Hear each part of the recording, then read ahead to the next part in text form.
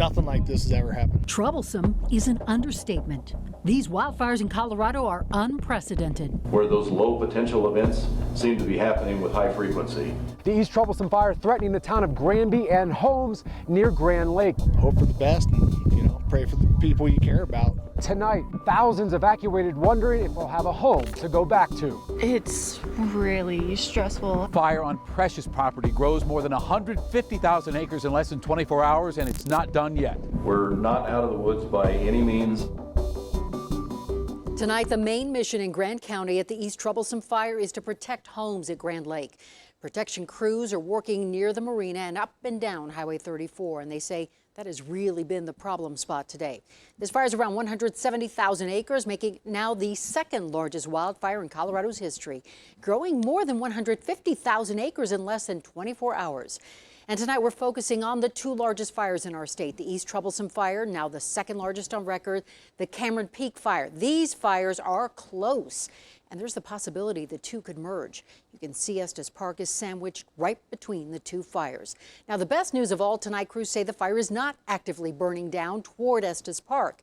However, both fires have already burned into parts of Rocky Mountain National Park, which remains closed tonight. Now, we have live team coverage for you. Denver 7's Lance Hernandez and Gary BRODE, both in Grand County, tracking the movement of this fire, talking to those evacuated. We also have Chief Meteorologist Mike Nelson tracking winds and incoming moisture. First, I want to set it out to my co-anchor Shannon Ogden live in Granby. Shannon, this is unlike anything we've seen. Unlike anything we've seen. Good evening, Ann. Good evening, everybody from Granby. Scary place to be tonight. The East Troublesome Fire raging just 5 miles north of here. I want to zoom in here because the smoke behind me really is volcanic. But every once in a while you get these peaks, glimpses of the fire, and you can see just how nasty and how close it is to the town of Granby. And every rare once in a while you'll get a flash where the smoke is gone for a second and it looks like a tilted lake of fire just above this beautiful town. Now, we have some video we recorded earlier that shows how crazy this fire is. Firefighters still very much in a defensive mode at this hour. They don't know if or how many homes have been lost to the fires because it's just too dangerous to send anybody in there to look. But look at this incredible video. That's Lake Granby there. You can see the shore of it, how close the flames are to the lake. Grand County Sheriff, I want to mention, they're going to set up a hotline in the next 24 hours so people can call in and check on their property right now. Now, at this hour, as we come in the air at 10 o'clock, Granby is just a smoke-filled ghost town. But not everybody has left just yet. Denver 7's Gary BRODE spoke with some families who are preparing to evacuate. Gary?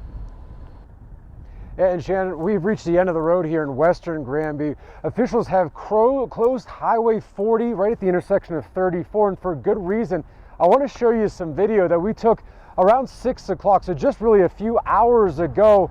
This was rated 34 and 61, maybe just about a mile down from where we're at right now. You can see the flames spreading down the hill line. We watched it grow very quickly, and the smoke, in fact, got so thick at times that it made it tough to breathe, which is why we had to move down the road. In fact, we saw the fire start with just a few hot spots along that hill line, and then within about an hour and a half, saw it make its way to what you're seeing here. Before we could see those hot spots rise and fall very quickly, and that was because of the burst of wind you may be hearing in the microphone right now. It really gives you an idea just how it spread so quickly in the last day or so. And in the late afternoon, we talked to some here in Granby who are all packed up and waiting for that mandatory evacuation. Kind of surreal, we just every year put it off, and now all of a sudden, you got 130,000 acres burned in one day. It's pretty devastating.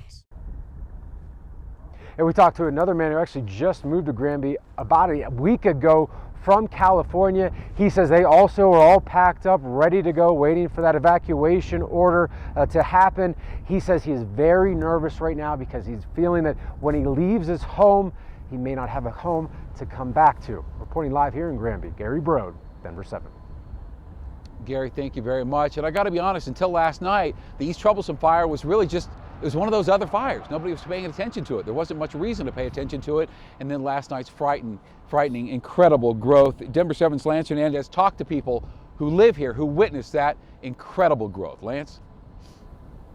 Well, Shannon, I'm in downtown Granby, which is basically as quiet as can be, save for an occasional emergency vehicle that goes through. A couple of hours ago, it was very smoky down here, but the winds have shifted yet again, and that has cleared out the smoke. Many of the businesses closed down very early today, and this is why. Fast-moving flames, which consume tinder, dry grass, and heavy timber in the mountains north of town. Tonight, an eerie orange glow stretching along the ridgetop. The fire has since moved down into a valley on the other side, so you can't really see the orange glow from where we are, but you can certainly smell the smoke. We talked with residents who stayed behind. They say it is stressful not knowing what's going to happen. Nature seems to be really against us right now, and my hopes and prayers are going with the firefighters that they're going to be able to hold this back, because this is where all of our blue-collar workers live, and we're just hoping for the best for everybody. It's just crazy to think that all these people have lost their homes, and a lot of us potentially could. Now, I spoke with a motel owner a little bit earlier today. He said he doesn't know whether his home went up in smoke. It's up in the fire zone. Also spoke with a couple who was gracious enough to get out of the evacuation line to talk to us for a couple of minutes. They said one of their loved ones and her boyfriend lost their home. They watched it go up in smoke last night. They're grateful to be alive. That couple telling me that if you're still alive, or if you're still awake watching TV tonight, consider saying a prayer for the people of Grand County and the surrounding counties dealing with fire tonight. In Granby, Lance Hernandez, Denver 7. Lance, thank you very much. Now, we are all just hoping this beast of a fire just stays put until we can get some help from the weather, and help is on the way. Chief Meteorologist Mike Nelson with that. Mike? Shannon, you can see on this picture from downtown Denver, we've had the cooler air come in, but now the wind's coming in from the northeast. That shifted, and that has pushed the smoke farther to the south and west. Out of the north now, 25 miles per hour at Berthoud Pass. So this is a shift in the last 3 or 4 hours. It's a temporary shift, because I think we'll get warmer, drier air coming into the area again for the first part of the weekend, just ahead of this really strong cold front that's slated to arrive Saturday night about 2 or 3 o'clock in the morning, early Sunday, if you will. That is a game changer on this fire, because it's going to bring sharply colder weather by Sunday with up to a foot of snow over the fire, and that's going to be a huge help from Mother Nature, but it's still about 2 days away before this change comes in. So it's a little better tonight. Doesn't look quite as good as we get into Saturday, but once that front goes by, a big change coming up. All right, Mike, thank you very much. And I do want to reiterate, at this hour, Estes Park is doing just fine. Now, Governor Polis has activated the Colorado National Guard. Those troops arrive here tomorrow. They're going to help with air support for water drops and fire retardant drops. Also, we have learned that the governor himself is going to visit here tomorrow and see for himself the damage and the work going on in the fire line. So I want to zoom in one more time. That is the East Troublesome Fire, just 5 miles away from this beautiful town of Granby. And I just keep coming back to this thought that those who haven't left yet, some of whom you met tonight, they're going to bed tonight. That right there outside their window, just 5 miles away. So here's hoping that tomorrow's better. And here's hoping that this place that is so precious and so loved by all of us is spared. Ann? And we're all in on that. All right, Shannon, thank you. Stay safe, everybody out there. Thanks for the hard work. Now, as the East Troublesome Fire inches towards the Cameron Peak burn area, this video was taken overnight, and no, that's not snow, it's raining ash. We know most of the smoke and that ash likely came from the East Troublesome Fire, being blown into different parts of the state because of the high winds. The good news is more evacuations were lifted today in Larimer County, and crews say they are making progress and have been able to slow the fire's progression. But the fire is still only 57% contained, and it has burned more than 206,000 acres.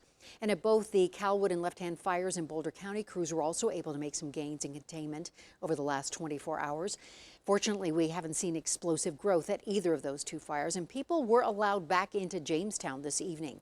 The CALWOOD fire is more than 10,000 acres. Containment has increased to 55%. And an incredible show of support from the Colorado community. We've already raised $26,000 through our Denver 7 Gives Fund to help wildfire victims. And today we're proud to announce a new partnership with the Grand Foundation. That's in addition to United Way of Larimer County and Community Foundation of Boulder County. And we are making sure 100% of the proceeds donated to Denver 7 Gives makes it to those fire victims in Grand, Larimer, and Boulder counties. You can make a tax-deductible donation at any time. Head over to thedenverchannel.com, click Denver 7 Gives, and under the drop-down menu, select Help Colorado Wildfire Victims.